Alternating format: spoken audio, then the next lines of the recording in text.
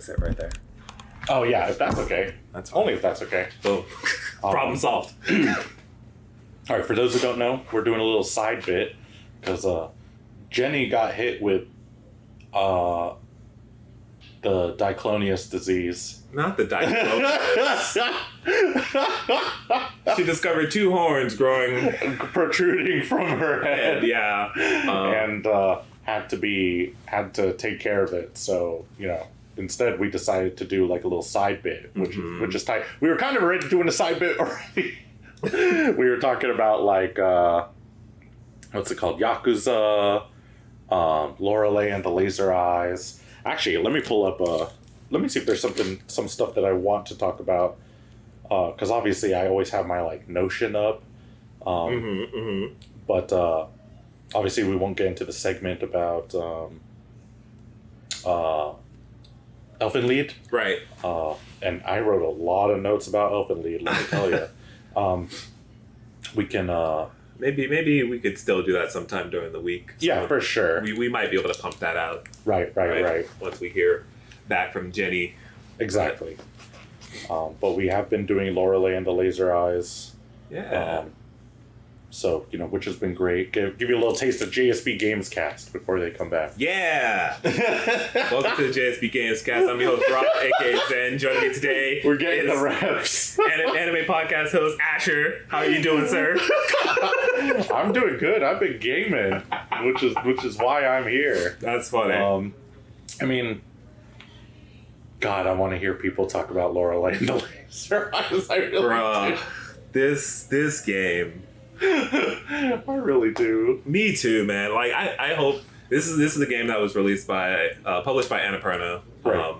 It was developed by the team that did Sayonara Wild Hearts, right? Which was a very beloved game from, what was it, 2 years ago? Love that game. I think it was like 2. Bro, I'm pretty sure it is 3. Is 3? Because I was when I was first streaming, which was during the pandemic. Yeah. Then when I first started, is that someone's birthday? Yo, happy birthday to whoever's out there. we are at Nakama and someone is singing happy birthday. So that's very cool. Shout outs to whoever's birthday it is if you're listening. Happy birthday. But it was one of the first games I streamed. Like you beat that game in one sitting. Yep. And I would do it every Monday. Every Monday really? I would just play through it. I wasn't even trying for a high score or anything like that. Right. I just like loved the game. Yeah. I don't know what it was. It's a magical little tale. It's really cool. Like the music in that game is amazing, and they designed it in a way that it was like it's like playing an album front to back. Right. And that's what it felt like every Monday. Yeah. Was to just I can totally see that. Yeah, it's time to just listen to Sayonara Wild Hearts for this Monday. Get sucked into this like really cool story about like kind of moving on and like rediscovering yourself, and they do it all in this like Maze Runner type game. That's what you remember, Maze Runner. Yes. That's what it is, isn't it though? Kinda, yeah. Like visually it is a game that is done in black and white with the occasional like red / like what pink-ish color. Right? I mean, it gets really colorful. Wait, are we talking about Lorelei? Lorelei. I thought you were talking about Sayonara. I was like, wait, bro. No, Sayonara is really colorful. Sayonara is colorful. Sayonara is colorful. Right. But like back to like Lorelei, right? Which is like a puzzle game from that creative team. Right. You know what I mean? It's almost like a point and click adventure in some ways, right? Like we're finding finding items, picking up items and stuff, and then like solving puzzles to get through doors and figure out why we're here at this hotel. Let's Jar? Was that the name? Let's Jar. Let's Jar. I hope I'm pronouncing it right. No, we're not. Let's jar. Let's jar. Right. And just like, what's going on with this hotel? Yeah, I don't know. What's I happening? still don't know. We're a good ways in, and I still don't know. We're at like what, 50%? I think the game said. It says 50%. I have no clue what that even means. Like, are we earlier than we think? Are we later than we think? Right. I don't know. I have no idea. I'm just lost. Yeah. Girl got laser eyes. I don't know. I'm lost, but I'm also moving in a direction. If that makes any sense. And that game, I don't know, that game is so neat because, and I didn't really grow up on that stuff. I didn't play Myst. I didn't play, there's some other like iconic puzzle games. I even missed the train on Witness, although people want me to play Witness. If you dig this, like, I think you would get into it. Yeah. I know you also sometimes will get frustrated with puzzles, right? Yeah. So like, Witness at a certain point might get too much. But then I can step away. But you can step away, right? And Okay. I think it's a game that like everyone should at least experience. Right. Right? It may not be for you, but I bet you like at least you'll have fun for like the first couple hours, I imagine. Yeah. And then don't feel bad or anything with just like, I had my fill, I'm done. And technically, know? what's it called, was a puzzle game too. But I think what was interesting about that game was that it revolved around one mechanic, which is why I kind of liked it. Which one? What's the bug game? Cocoon? Oh, Cocoon, yeah. Yes. So Cocoon is cool because I haven't had that feeling since Braid, where Braid's like... I'm sorry. Okay. You're good. Nobody told me y'all were in here. Oh, that's all right. All good. Thank you. Braid was like, because I played it on PC, so I don't remember what button it was on controller. Right. It was like, hold shift to rewind time. And then the next place was like, hold shift to go forward in time. And I was like, wait, what's going on? The mechanic behaves differently in this set of levels. And that's what Cocoon did. Yes. That was like amazing. But I think Cocoon took it to another level where it was like, well, you have to make the ball go into this ball. And when it's in this ball, it's in this level. And then it will shoot through another ball and it will go to a different level. And you're like, there's no way I could process that. But then as you're playing the game, you're like, I can't believe I processed that, right? Yes. And the game will make you use your brain cells to understand it.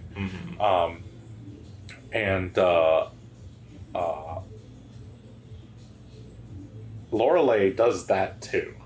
It doesn't revolve around like the single mechanic type of thing. All those puzzles seem very like interesting and different, although a lot of them are like, this one deals with Roman numerals. This one deals with... It kind of tells you up front, right? Like, so one of the first scenes, you walk into... You have your car, and you go into your glove box, and it's like, oh, you found an instruction manual, right? Oh my god, the instruction manual is so funny. And part of that instruction manual breaks down, like, what you're going to be doing in this game. And it's like, okay, you're going to be working with, like, these types of logic puzzles. Make sure you understand Roman numerals. Make sure you understand this. So, like, it lays out how it, like the playground, as it were. Yeah. Like, this is what we're going to play with. And then we're going to tease your brain with all of this stuff. Yeah. Right. And then as you walk through the hotel, you pick up more documents that like kind of they kind of open your mind, right, into how to think about these numbers. Right. How they can use these and it's so crazy, man. It's just like you think about this game and you just like start talking like a mad person. Yeah, you sound like you're babbling. You sound like you're babbling. Like, okay, the year 1847 is significant. Yeah, and then you read a document just like, well, 30 years prior, and then 30 years is underlined, so you're like 1847 minus 30 is to solve this puzzle, and then but horses. And But that's because we have laser eyes now. And if you're playing the game, which I still don't understand, also, I could not explain to you what it means to have laser eyes, but we have them. I can tell you that we have them because we're talking like crazy people. We're talking like we just beat Rom the vacuous spider, and like we're seeing the world for what it really is. Right. But it's not an actual mechanic in the game. We are literally nothing has changed here. No. Like, we as people are enlightened, and essentially it sounds like a cult podcast now, that we're just trying to get you to understand the reality that we're living in. Understand the realities of Lorelei. Yeah. And that's how it feels to like talk about that game without like spoiling it. Yeah. You know, because the game is like new enough that it's like, we shouldn't really spoil it. You just, but it is like mind blowing. It is, and it's probably, and we're not even done yet, the most satisfying experience I've had in a game this year so far. I think I would agree. Yeah. If we use the term satisfying, I think that is a good word. Yeah, satisfying is a really good word for it. Because obviously I haven't played a couple of the like big boys, but like, you know, it's. I guess I know what to expect with some of the big boys, right? Like Final Fantasy Rebirth and stuff like that. Whereas like Lorelei is like, do you know what to expect? With I don't really know what to expect, and it's kind of like it's surprising me around every corner. Yeah, like it is constant surprise after surprise, and I have no doubt that I would enjoy something like Rebirth. Yeah, Infinite Wealth when I get to that. Right. In all their glory, but I don't expect it to game break me. Either game to really, unless I will be. Do you've beaten both? Rebirth is a video game. Yeah, it's an incredible video game. That's fair. But I think from like, so you said like game break me, right? Yeah, and I think that's a cool way to put it, because mechanically it's something like Rebirth is like, it's an evolution of Remake, right? Yeah. So like, from a gameplay perspective, it is something you're already familiar with. Right. With a few extra bells and whistles. Team attacks, cool, blah, blah, blah. Yeah. But this is so unique. Yes. Right? And we don't get games like this very often. No, we don't. So like, because it's not a safe game. It's not. It's not. And it is very much a game that a publisher like Annapurna would do. Yeah, they exactly. do experimental weird shit. Right. But like the last time I legitimately played something like this was The Witness, and that was almost a decade ago at this point. It's been a long time since that game came out. That's crazy. And I'm always looking for something like this. Yeah. Right. And I'm just like, we don't get a ton of these. No. And every time it's like somebody comes out with something like this, and is a completely unique take. Right. On how to do like a puzzle game, or I guess the last one was like Cocoon. We talked about that, but this goes even further. Cocoon is different, but this goes right? further. Yeah, right. Like this plays with a wide range of like puzzles and mechanics and stuff. Right. And you kind of get lost in this world. Yeah. So it and is like I said, a unique thing. What's interesting about Lorelei is that nothing is like, I'm not getting a power up. No. It's just changing the way you think. Knowledge. Knowledge. It's all knowledge, which is the coolest thing. Yeah. Right? Because it's like, I'm pretty sure someone could probably speedrun Lorelei in like 10 minutes. Yeah, once if they know everything. Yeah. Like once you know the puzzles, you're just like, oh, I probably could go straight to the finish line upon starting this game. Yeah, here we are. Right? Yeah, here we are. Like fussing around. Probably like 8 to 10-ish hours in, because we've done like 2 4-hour streams or something like that for this game. And we're just like, where do we even go next? Where do we go? And how does this work? How does this puzzle work? Yeah, it's... Sometimes you're sure you have all the resources you need to solve a puzzle, but you don't know. I'm sitting there and I'm like, I know we have everything. We have everything we need. And then I'm like, let's leave. We have everything we need to solve this. Yes, we're ready. Turn around. Yeah, I can't do this. I'm not ready. I'm physically ready. Yeah, mentally, nah, checked out. Let's go. Let's go. Let's go talk to Grandma in the room. Yeah. Yep. What's the deal with Grandma in the room? Still the biggest mystery, and that's an early mystery. Yeah. Yeah. You just go in there, and there's a woman that's sleeping, and it's just like, you want to talk to her?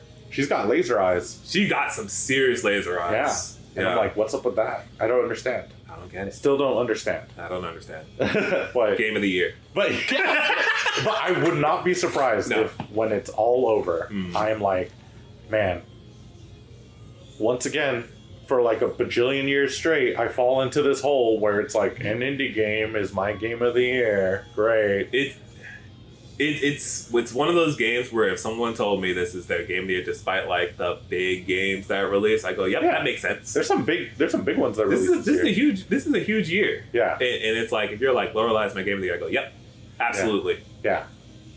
No question. Yeah. Understandable. Yeah. Exactly. I get a similar vibe from Balatro, but Balatro doesn't satisfy me the way. It doesn't entice my brain the way Lorelei does. It does entice a different part of my brain. Yes, yeah. But Lorelei is like I'm hooked in like this weird storytelling that they've done. The narrative hook. Yeah. Like Balatro has its own narrative hook that I think is like very understated and like interesting because people don't do that shit. People don't do the stuff that Balatro does either. But I don't feel an emotional resonance to it. Right. There's a weird emotional resonance to Lorelei. Like that doesn't necessarily mean I'm gonna cry or anything like that. Maybe I do. I don't know when we're all done. But like there is a fascination with what is going on here, and I need to know more. Yeah. And I feel like compelled to know the story of these characters. Right. Some of them I don't even know their names. I don't know who's who because there's so much information that is just There's like here. Much information, and then it also feels maybe a little unreliable in sometimes too. Like, who are we talking about? Yeah. Who are you really? Yeah. Who am I? Who am I? Am I even alive? Am I a ghost? I'm starting to think maybe not. Yeah. Because like the way that they talk about you in the way that like at points you're traveling like back in time and forward in time. And it's like it feels like you're talking about the player character here. Right. And I'm like, so am I in this weird purgatory state? Right. I don't know. I sometimes wonder if I am the old lady. Am I the old lady in the bed? But I don't know for sure, so I'm just like... And I have nothing to go off of. It's just, these are hunches and feelings and... Right. And I'm lost in this space. In some ways, I'm like, okay, is the script that I'm putting together like part of the life that we lived?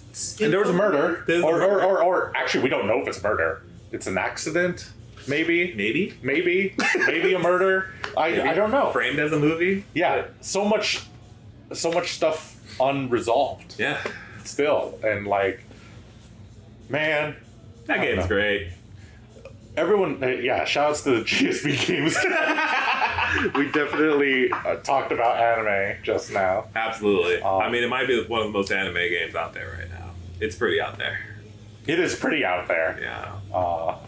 I can't wait till my favorite anime attack, Laser Eyes. Bro, or my favorite JoJo stand. Hideaki Anno presents Lorelei and the Laser Eyes. Shin Lorelei. Shin Lorelei! God, so good. Mm-hmm. But yeah, and then we also mentioned that we watched the Bocchi stage play yesterday. Yes, Bocchi stage plays. That's something. This is my third time watching that stage. Okay, so that's your third time. Were the first two just by yourself? Yeah, just by myself. Okay. Because like when it came out on Blu-ray, that was around the time where like Carrie got the Blu-ray for the concert. Right. So it's like we had time. And that was fun. Yeah. Right, and we watched the concert, but we didn't have time to watch the stage play that day. Right. And then I just got like a hankering like that weekend, and I think people were busy. I was like, I'm just gonna watch Bocchi. Right. And I was like, I think this is amazing. Yeah. Right. And then I watched it again sometime later. I was like, no, this is amazing. Yeah. So like, I'm glad I got to show it to you guys. Yeah. You know, even though it doesn't have any subtitles. Right. But if you've watched Bocchi, you can what's happening. You can follow along what's going on. Like, oh, this is the part where she's a blob now. Yeah. Right. She did that, and you get dinosaur Bocchi, kaiju Bocchi. Right. So like, how did you enjoy it? Is this your first time seeing like an anime stage play? Loved it. Yeah. I love the treatment because as with any adaptation, and especially like as someone who watches like musicals and stage shows, it's like, oh, how do you adapt it for the stage? Right. Or how do you take it from a stage to a movie? Or how do you take book to, show, whatever. Right. All that stuff. It's always fascinating to see what creative liberties they take. Right. And the show itself, the anime itself is huge creative liberties. Yes. Because if you read the manga, isn't it like a 4 coma or something? Something similar to that. And it's very simple. It is not. Yeah, it is really not. People have been disappointed who love the show reading the manga. Yes. Because it was not what they expected. Exactly. And that's because the showrunners took a lot of creative liberties. And that's what makes anime awesome. Mm-hmm. And so the stage show is like, okay, what do you do? The anime itself is so creative. Really smart idea to like make Bocchi have a ton of Bocchis in her head. Yes. Like the stagehands essentially are all Bocchis. And so they get to help with scenic transitions. They get to be silly. They get to like embody the kind of like chaos that exists in her head with everything going on. And so it's really, really, really fun. It is a really fun treatment. And then on top of that, it does the School of Rock thing where everyone can play their instruments. So like we're getting these performances, and I think it's so cool. Yeah. They act them very well. They all nailed those characters very well. Incredibly well. Yeah. I was like, wow, these performances are awesome. On point. Like, I wish Japanese theater got nominated for like Tony Awards. Because I'm curious if Bocchi would be nominated, because she nailed it. I've seen quite a few of these, and I think this is like one of my favorites. Yeah. And I think it's like one of the best like produced stage plays, especially like in a long time. Yeah. Because it's very faithful to like the source material. It's a great adaptation of Bocchi. Right. The actress that plays Bocchi, there's a lot of word out there that like that is just kind of who she is. Yeah. Like, she has anxiety. Like, she is a mini Bocchi. And it is not like so much a character. She's like playing up just kind of like more of her personality. Right. And there's no information about her anywhere. Yeah. Which is the crazy part. So like all the other actresses, they're like well established like actresses. I recognize them. Right? Mm-hmm. And Bocchi is just like, we just found her randomly. Her last tweet was like last year when the tour ended. Oh, right? I see. I'm pretty sure she's not using her real name either, because like her name is kind of funny. Yeah. Because I think it's like it's Mamo Mamano, I think is her name. That's a 100 girlfriend's name. Right? I'm like, that's a 100 girlfriend's name. This don't sound right. You know? The 100 girlfriend's character. She is someone that is in a band. She has done music before. She has social anxieties. And I was like, oh, this is just like perfect casting. Right. And then fell off the face of the earth once the tour was over. Yeah. But now they're back for part 2 later this year. Okay, that's exciting. It's going to be very fun. Yeah. But yeah, she hammed it up. I know you had to go rest for a little bit towards the end. Yeah, because I had a leg cramp like an idiot. But you saw the musical acts basically. I did. I made sure that I was at the encore essentially. You're right. Like, it's really funny. Yeah. Because right after that, and maybe we can watch it again a little later. Yeah. For some of that stuff.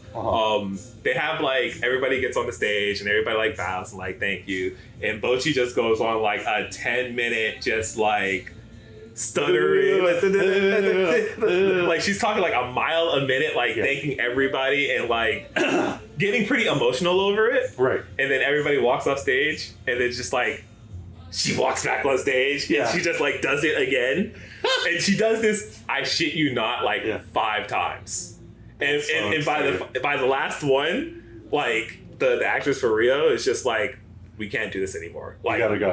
We have to stop. Like, don't say encore anymore. We have to stop. Right. Somebody tie up Bocchi because we can't stop her. That's so good. It's phenomenal, man. I love that they did like the whole bit from the anime with like her glitching out and everything. That's fun. That part's fun. There's a scene where like she's teaching Kitazan how to play guitar. Right. And some of the bonus features of that Blu-ray has like different takes for each night. Mm-hmm. Because some parts of it is obviously like a little bit of improv, right? Right. And that's the fun of live theater. Right. And that's one of those scenes that like changes each night. Hell yeah. Right? Like based off like how the audience is feeling and like what how the actors feel. How the actors feel, right? And it is like 10 or 11 different takes of this one scene and they're all gold. It is the funniest shit. I gotta see it. We'll watch it sometime. Some of that stuff is hilarious. They really know how to play off of each other in just like the best ways. I think that's another thing that like that's been the case with the anime too. Is that these voice actors they work really well together. And I think for these shows that have been hitting it this way, I think that speaks volumes. We talk about like when you first showed me A Place Further Than the Universe, how well those voice actresses work out. I've been hearing really good things about Girls Band Cry.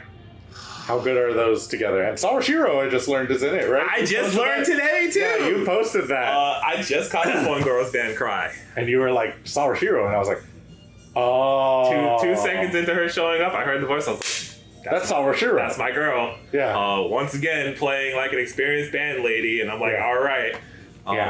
That cast, they're phenomenal. Yeah. They're great. I understand why that show, I think for the past 2 weeks, has been in like the #1 trending spot. Yeah, it feels like that's the show to beat this season. It feels if not Jellyfish Don't Swim at Night. Right. Those seem to be the two, but I feel like Girls Band Cry is like... It shot up there. Yeah. Because like, I was looking at the anime trends or whatever. Right. It's a Twitter account that kind of tracks a lot of the popularity stuff. And Girls Band Cry, like, at the beginning of the season was like, nobody talked about it. It was like at the bottom of the list. And I mean, it's a 3D like, animated. It's anime, all right? CG. It's a CG anime. And it's like... It's... We still have the stigma, so we still have the stigma, and we're coming off of something like Orange doing Trigun Stampede, and we're like, oh, this looks incredible. So can we do slice of life now? Can we do kind of a slice of life? Right. And this almost feels like as if like a PS4 or PS5 game, like anime cell shaded style, right? And it's done by Toei Animation. Yeah, they're not Orange. They're not Orange, right? And it's beautiful. For most of it. Okay. Are there moments where you're there are moments where it feels stiff, right? Or you look at like the clothes and the clothes are not flowing. Like there's no dynamic flow between it with the clothing and stuff. You're like, oh, this is where it feels stiff. Right. But in like some of the more fast-paced moments when they're like really getting animated with the facial expressions and everything, it is knocking it out of the park. Like when they do the performances, that shit goes hard. I'm like, bruh. Where are you watching it? So you have to dig on the internet, because no one picked it up. It's not officially licensed. Oh, so it's not like on Amazon or like... Nope, which is wild considering now it's like the top trending anime. Somebody get on that. So it's one. Somebody contact John Crunchyroll, please. John Crunchyroll, please. Or Jimmy High Dive. somebody let him know there's a hot anime out there. They need to. So there's like one person that is like fan subbing it himself, and the fan subs are like, it's serviceable. Right. Like you could tell it's a little off here or there, or they interject like, but somebody has to do it. So somebody has to do it, right? Like there's one scene where like someone is saying like, "Oh no, it's done, it's over," and they put "it's Jover," and it's like, okay, we're injecting. You're being really silly. You were being silly here with some of this, but it's fine. It works. Right. The point comes across. So you have to do a little digging. Some of the sites that are kind of sketchy may have it. I can shoot you a link later. But it surprised me. It's similar to Jellyfish in sort of like, you have a character our main character that is filled with like kind of a doubt, right? Yeah. But this is a character that doesn't have any skills that she knows of, right? It's the lead from Tokyo Mirage Sessions. Ooh, yeah. Remember Tokyo Mirage Sessions? I love Tokyo Mirage Sessions. Me too. That game rocks. So you have this girl who moves to Tokyo from the countryside, and she's 17. She just dropped out of high school, and she's getting away from what appears to be a very toxic environment. Okay. Right. We don't know the specifics of it. We don't. As far as episode 1 goes, you don't really know just yet. Yeah. But you realize there's something there. Right. But she seems pretty okay. Right. It's just she wants to go to Tokyo. She's gonna focus on her studies. She wants to go to like college, so probably like a community college kind of deal. Like she's just done with high school. And she runs into like a singer for a band that she really liked. Who's just doing like a street performance. And she really likes this person. She talked to her, just like, hey, you gave me motivation to like try and do something with my life, to try and like, you got me out of a bad place. Right. I took this leap of faith to come to Tokyo to change my life because your songs did this for me. Right. And they kind of have like a little moment together, which is pretty sweet. And over the course of this anime, it is very much like uncovering her traumas, which there's a lot of it. A lot of bullying, a lot of victim blaming, a lot. We love trauma. It's a lot of trauma. In fact, it's like, get ready.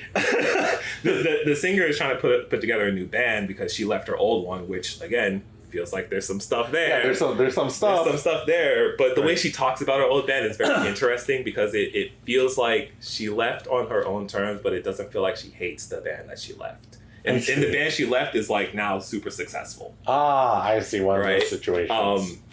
it's a very fascinating situation, especially as you get through the series. Like, I won't spoil it for you, but there's some tension that comes from that. But the singer, Momoka, talks to our main character, Nina, and is like, hey, I really like your singing voice, right? I want you to sing for a band that I'll put together. And Nina's like, no. I can't do that. I can't sing. I'm going to focus on my studies. Like, she doesn't believe the words she is telling her. Right.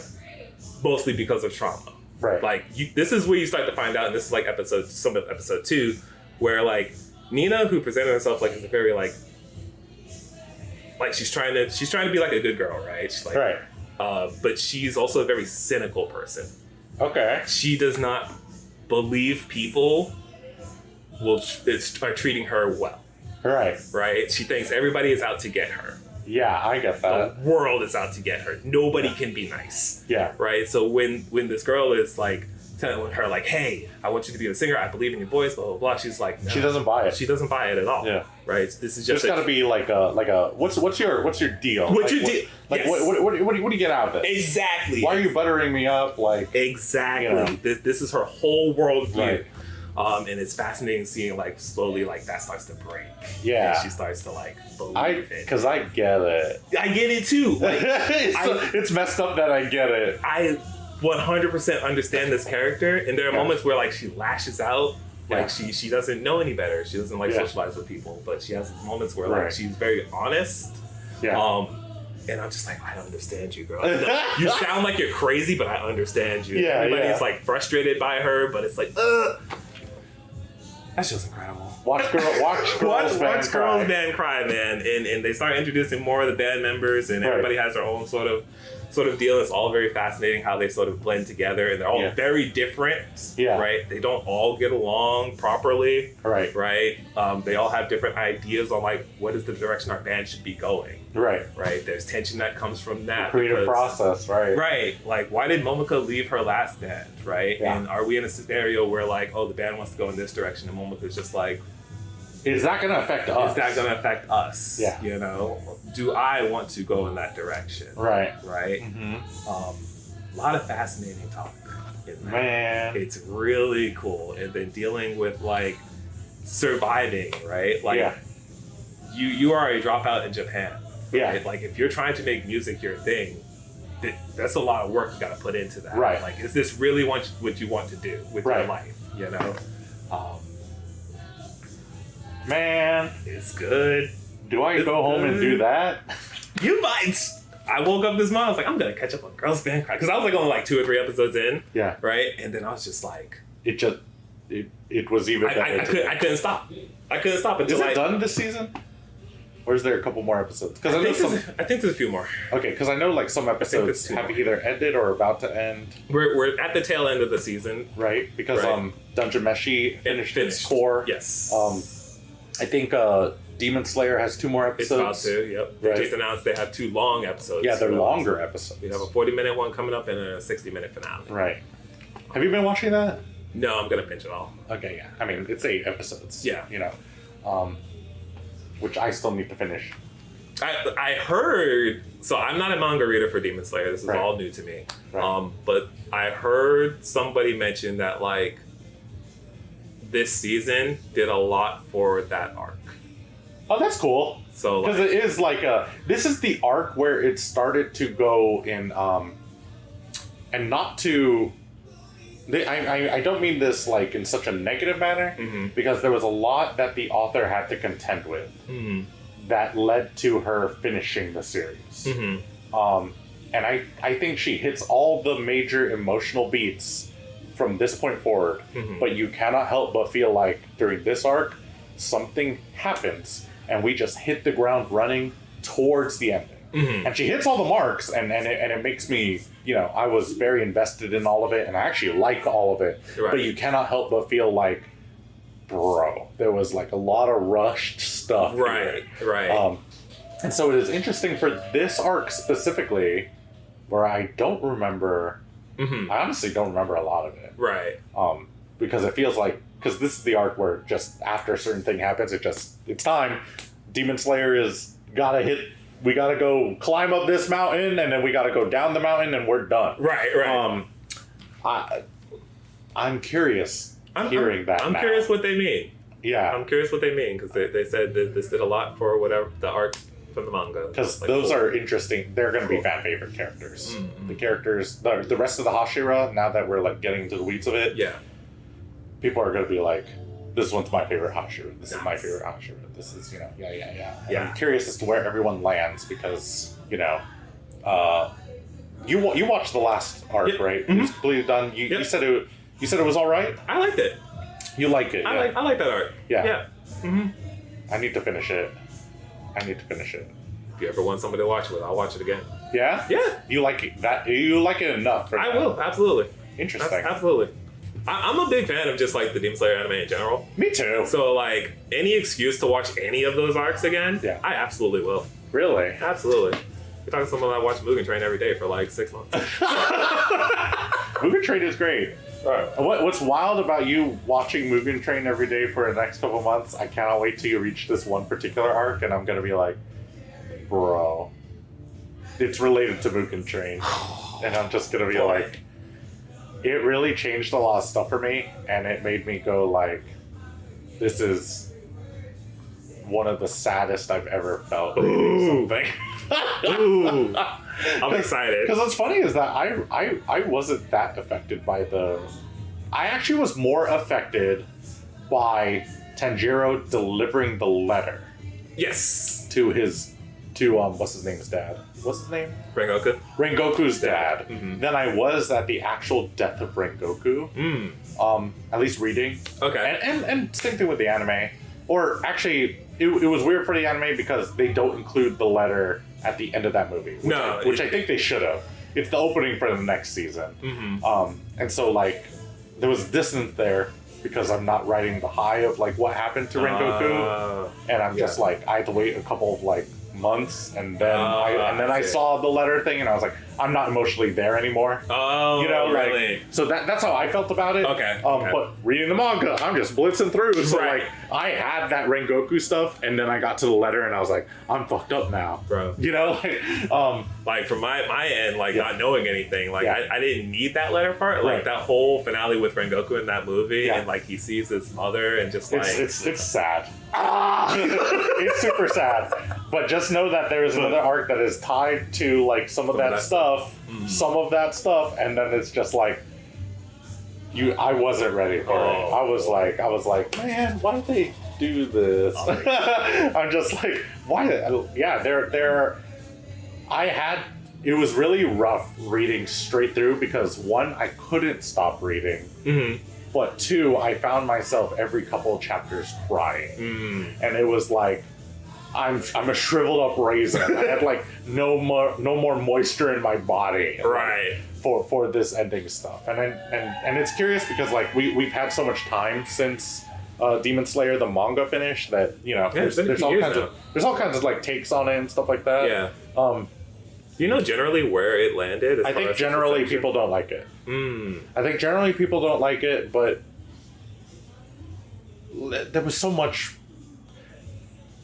There is a limit as to how much I would give an artist for stuff, but at the end of the day, this person hit, in my opinion, everything they wanted to hit. Yeah. And I'm astonished by that. Okay. Contending with all the stuff that they had to deal with. Right. The sickness and going back and forth between Tokyo and where they lived. And then the emotional, the beats are really good. Right. So it's kind of like... I could see the very end people having qualms with. And then there's weird discourse after where like there wasn't any actual like magical powers. Have you heard that discourse? That like all the breathing techniques and stuff like that, there isn't like water didn't actually come out or fire didn't actually show up.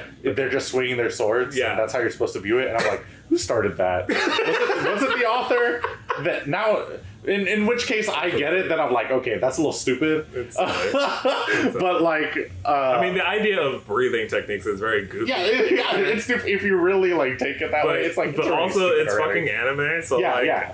So like, my suspension of belief is already like in this place, right? And so like, I don't know, it's very strange. I have very strong opinions about the final confrontation. Okay. I think the final confrontation is perfect. Ooh.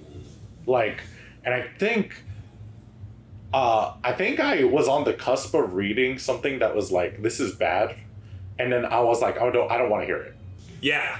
You don't want to even acknowledge. I don't even want to acknowledge, because the way I see it, the reason it played out this way and makes so much sense for this character. Mm-hmm. And like, why it happens this way, a lot has to deal with everything we know about the character from the moment they were born. It is a full so I could see some people being like, why did this happen this way? And I'm like, what do you mean, why did this happen this way? This seems so natural to me. Right. And it's actually really fascinating. Okay. That it, like, ended this way. Interesting. Like, ended up this way. Right. And I know I'm very vague right now, because I mean, you have to. I have to be. Right. Like, you haven't seen it. People want to see it. Right. And I'm curious as to how they're gonna animate all of this, but like, I think it is very good. Okay. I really do. Yeah. And I don't know. It's. I guess I'll open this can of worms once we get there. We'll get there. It will be a in can like of worms. 2 years, I'm sure. At this point, we'll have enough. There will be a lot of opinion. There's already a lot of opinions. Right. And then when it goes out into the ether, where like everybody who has been waiting to like just watch the moment. Yeah. That's when it's gonna explode. Yep. And I guess I'll carve my own niche, my own little hole. Whether or not you value that opinion, you'll find out about it. But like, I always value it. oh, I appreciate that. Always. But just know that I think from start to finish it's quite good. Cool. Especially since so many things in anime just don't finish. They don't. They don't even get to see this like this. And so it to me it's monumental that they even got to finish a point A to point B story. Yeah, I'm so like, some people I know will get like sad when an announcement of the ending of a manga happens, right? But like, there's a part of me that I'm just like, cool. Right. Like, you finally get some closure in something that maybe has been long running, maybe hasn't. Demon Slayer is not a very long anime or a very, very long manga, right? No, it's not. It was a couple of years and then like, we're done. Yeah. Right. That's cool. Mm-hmm. You're not in a Berserk scenario. You're not in a Hunter x Hunter scenario where this thing never ends. Yeah, right? it never ends, and one can believe. I mean, Berserk did not end with Moira. Miura. Yeah, Miura finishing. Right. So, and I don't even know if it ever will end. Yeah. And then with Hunter x Hunter, that man's health is not. I have a hard time believing that he's gonna finish. No, I don't expect Hunter x Hunter to finish. No, and that's sad to say, but I don't. Yeah. Yeah, it is sad to say. So because I hear it bangs whenever he puts a chapter out. Right. My man's is putting out a chapter every year. And he ain't getting younger, and he's a shriveled up raisin because he didn't take care of his body. Man. So, which, everyone, take care of your body. Please, stay hydrated. Stay hydrated, like, stretch your body. Mm-hmm. I love the man. He made one of my favorite stories in anime of all time in Yu Yu Hakusho. Yep. But it sucks that I can see why he only wants to play Dragon Quest. His body is not listening to him. He can't make the good manga. Exactly. Especially for a person who values that kind of quality. Right. When he can't physically do it consistently. Right. And then it's like, it's not something you want to just leave to other people to do for you. Right. Even it's a miracle that Ichiro Oda is doing what he's doing. Yeah. He's like, it's gonna be done. It's gonna be done, and it feels like it is getting there. We're getting there. Like you see it in sight. There's a light at the end of the tunnel. It's very small, but like he's taking the steps to like get to end game. What did they say? Like 5 years ago, they said they had a 10-year plan. Yeah. To end it. Yeah. So like, we're at the halfway point of that, I guess. We're dealing with some big bads, and I'm just like, whoa. And the power levels are getting crazy. Yeah. But like, in a still compelling way, I'm just like, what this guy doing? Can you imagine a post One Piece world? It's kind of weird. Like One Piece is done. Yeah. There's no more One Piece. What does Shonen Jump do? I don't know. What is their moneymaker? Yeah, exactly. Right? It's a weird feeling because it was like when Naruto officially ended. I'm sure we had Boruto in a continuation, but like, that was a moment. Like that is something that's been going on for like. And that one I thought ended pretty well. Yeah, I thought it was alright ending. Yeah. I like Naruto has notorious high highs, low lows. Like there's points in the middle there that's like bruh, ugh. But like the final end state. Yeah, final end state, like it. I like it. Yeah, we're good. Didn't make me feel bad. You know, and that felt like a weird thing. It's like this is something that's been in my life since I was a child. Right. And now it's like a post Naruto world. Whoa, what is that like? Yeah. But One Piece is even longer, even bigger. Even longer. Like it's changed so much over time. It practically grew up with us. It grew up with us. Yeah. It absolutely did. Yeah. You know, it grew up with us. It's growing up with my nephew. Yeah, like it's generational. With your net, yeah. At this point, it's generational. It's generational, which is wild. It's wild to think about. So like, where does Shonen Jump go after One Piece? They die. It's just the whole publication just ceases to exist. They try to thrive off of Fujimoto. Oh boy, which is Fujimoto fans love to hate Fujimoto. I mean, like, well, so I'm not caught up on Chainsaw Man. I heard there seems to be some discourse around current. Oh yeah, it's great, but it has always been there. Has it? I mean, like, I don't know much about this. Well, it's always changing. Okay, and yeah. I feel like Fujimoto as a figure and his like stories, people love to hate, but people also love to love. Okay, you know, like I love them. Yeah, I mean, I love them. Yeah. And I like he came out of the gate swinging with Chainsaw Man like 2's arc, right? With like the introduction of Asa and like just what Asa is, and then like what Denji is. Like Denji is, I don't want to get into the weeds of it, but it is. Right. But I love every minute of it. Okay. I'm that guy that's like I love to love Fujimoto stuff. Are you all caught up with it? So I'm not. I'm not. But like, I know people don't like what has recently happened. Yeah. And I'm like, I woke up one morning and it was just like, I swear people's dogs died. Yeah. It was like hell on the Twitterscape because of a new Chainsaw Man chapter. And I'm like, okay, I need to mute this, but this is funny. Yeah, it was wild, and I haven't gotten there yet, but I'm inching my way there because I want to give it some like really good thought. Right. Because I've given everything pretty good thought, like about Fujimoto's steps, like the big, like at this point it's not, and I don't think it's a spoiler. The beginnings of Asa's story is just a high school comedy, right? Like slice of life, right? And it is. I remember that threw everybody off. It was really cool. Yeah. And then like, there's this really interesting meta thing where what people want Chainsaw Man to be is not what Denji wants to be. And I think that is so interesting. Yeah.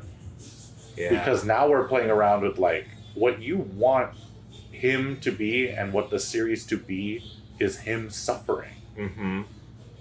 But he doesn't want to suffer. Right. And it feels so much like so much more living and breathing. Right. That it is like, it's hard to like separate this line, and it causes people to engage in this discourse that's like, we're objectifying the narrative, but now we're objectifying like the person, you know, like, which is not a real person, but it's also like, how far does your sympathy go towards that? Because it's like, well, if I was in Denji's shoes, I would not want what is narratively appropriate for you. Right. It's a whole thing. Right. And it is neat that it is just like, oh, this is gory chainsaw shonen guy.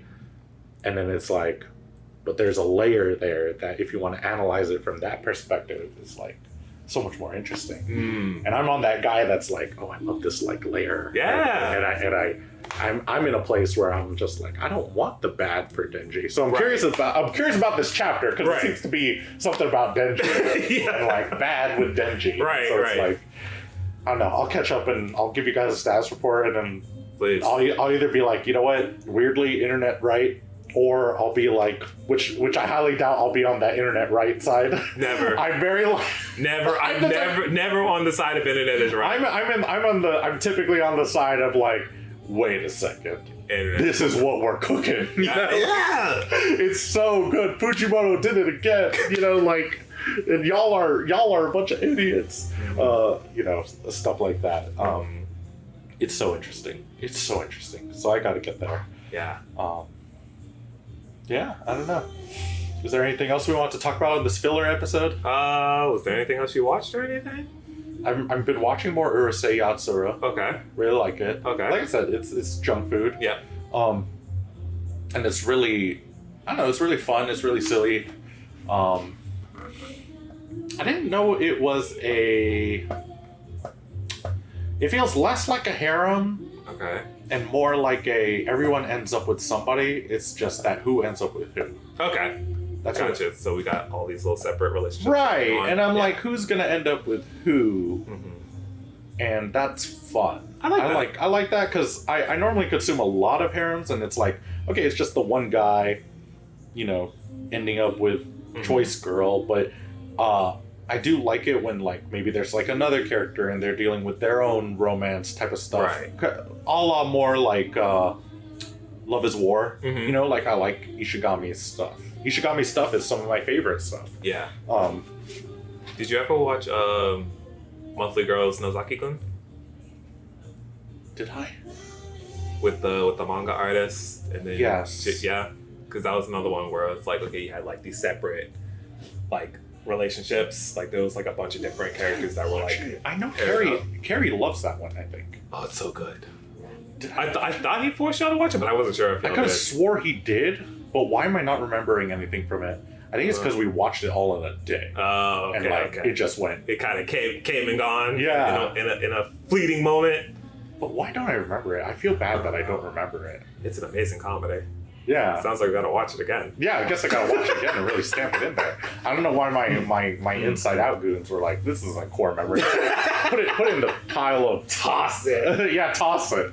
But that's what that sounds like. Yeah, and like a current manga that I'm reading right now that I really love, Yanchigao. Yanchigao did that. Like originally it was just like the two main characters and the will they won't they. Yeah. But then like they introduced this like kind of sleazy guy, and I'm like, okay, I'm not really into him. He's definitely the type of guy that I would avoid, or he's like an idiot. Right. But then he slowly kind of opens up about his insecurities and why he, behaves this way or why he thinks this way, and then he meets one of the other girls that's friends with the Yancha gal, and then they get to know each other and they start to like open up their insecurities, and they're kind of like they make each other better.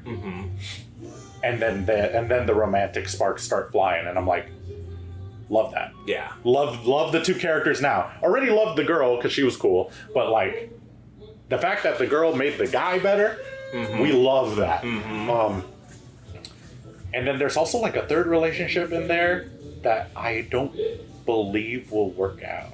Ooh. That kind of is spicy. It's like, oh no, dude. I like that you like this person, and I think she is great, but I do not think this works. I don't think this will work, and I think this one's gonna be a heartbreaker. And so like I kind of like that. And Urusei Yatsura kind of does that with like lower stakes. It's like it's just more of a goofy fun time, and then it's like, oh okay, there's sparks here. So like I'm curious as to if they'll end up together. And otherwise, nothing else. Okay. I'm really interested in Girls Band Cry. Yeah, you are. And I do want to catch up on Jellyfish Don't Swim at Night. That'll be the next thing I catch up on. A couple episodes behind on that. Right. And then I need to catch up on because Dungeon Meshi's done, right? Yep. Okay, I should finish that. Time to blitz through it. But yeah, and then otherwise it's Elfen Lied, and I have a lot to say about Elfen Lied, but we can't do that right now. No! We need Jennii. We'll do that next time. Can you imagine if we just talked about Elfen Lied and the person who wanted us to watch it wasn't here? Jennii leaves a comment under the video. I'm done with y'all. God. Yeah, I'm excited to talk about that when we get a chance. Yeah, it'll be good. My first time, like I said, heard about it for the first time recently. Yeah. But I guess yeah, I guess given the circumstances, because Jennii won't be able to be for the next actual like anime episode, we could at least know what you want to watch, because I gotta know. We can. Let me make sure I get this title right real quick. Because you think I don't know what it is. I don't think so, but we're gonna find out right now. So the anime that I'm going to pick is Vivi. Nope, never heard of it. Fluorite Eyes Song. Nope, never heard of it. So this came out in 2021. It has an 8.4 on my anime list, which is pretty good. How do you spell it? Vivi, V-I-V-Y. Okay. Fluorite Eyes Song. I read three-word comment about this show, and people like were saying how this is peak. This is like it's Wit. Wit Studio does it, and they said Hatsune Miku Terminator is the description for this show. You don't see my face, but I did make it. I made a face. I was like, Ashley's gonna make a face when I say these 3 words. What? Brief summary is that you have an AI robot that sings for people at an amusement park. Okay. And there is another AI that I think it's an AI teddy bear comes up to her and says that he's like from 1,000 years in the future and that humanity is in trouble. Only you can stop it. Wait, this sounds familiar. Sounds familiar. Now that you're mentioning the plot, it sounds familiar. I would not be surprised if I heard about this somebody when I was in the pandemic. I was like on my computer. Yeah. It seemed like one of those shows that like there are people that are way into it, and it just kind of like went under the radar. Right. So it's possible you've probably seen it somewhere, seen some comments on it somewhere, or maybe someone just like mentioned it to you, but it just got swept away. I love Hatsune Miku. I love Terminator and Hatsune Miku. What the fuck does that mean? I don't know! The Terminator part, what do you mean? Like, is it violent? You know, I gotta know if it's violent. Is there time travel? I mean, there's time travel. You essentially told me there's time travel. There's time travel and there's AI. But because it's just like when I played Fire Emblem Awakening for the first time, I was like, this is just Terminator. You know? But it's not. It's also not. You know what I'm saying? Like, so like I'm wondering how much it leads like is there more there? Or I don't know. I just saw those words. I was like, oh, that's funny. And then everybody's like, this is peak. This is really good. And it has a high rating. So I'm curious. What if it sucks? That would be very funny too. Yeah, that would be fun. We'd have a lot to talk about, I'm sure. That'll be the pick. We'll double check with Jenny's schedule. We'll see what's going on with there. But that's it. We'll see what's going on. Before we go, shout outs to Nakama. We're recording here, not with all the goons, but you know. I mean, we got some goons outside this door that are singing. Yeah, they're partying. They're partying out there. Somebody's birthday, they're jamming it. Yeah, they're going berserker mode. So shout outs to them, and I don't know. The filler episode was not a beach episode because we're still at Nakama, but what other kind of filler episodes are there usually? You have like the beach. There's the beach dream episode. Dream episode. This could be a dream. Is this a dream or a date? No, it's not a date. This isn't a date episode. No offense. No offense. Damn. I'm putting my foot down. I tried to throw one out for the BL homies out there, but it didn't quite work. Okay. Y'all can go to your... The Fujoshis. I'm going to try and get y'all another day. That filler episode will come up another time. That's not today. This might be the dream episode. Okay. This might be the... What other filler episodes are there? I don't know. We didn't have the problem is that we didn't have a side character that's like a one-off, you know? Like, oh, true. So it's also not the side character filler. Yeah. Like, what's his name? Foxy. Right. Shout outs to Foxy from One Piece. Oh my god. Everyone loves Foxy. Yeah. I think we can settle on dream. I think this is a dream episode. This never happened. Yeah. Yeah. All right, so take that as you will, and we'll get into everyone say get better, Jennii. Get better. Hope you feel better. All right. Bye, y'all. Bye.